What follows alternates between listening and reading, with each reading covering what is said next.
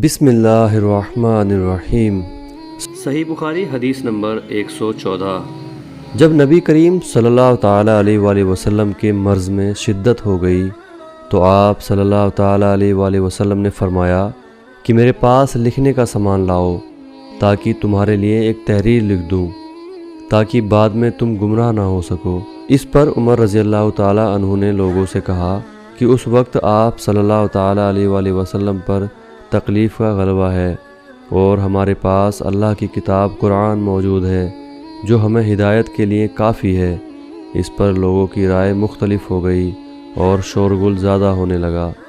آپ صلی اللہ تعالیٰ علیہ وآلہ وسلم نے فرمایا میرے پاس سے اٹھ کھڑے ہو، میرے پاس جھگڑنا ٹھیک نہیں۔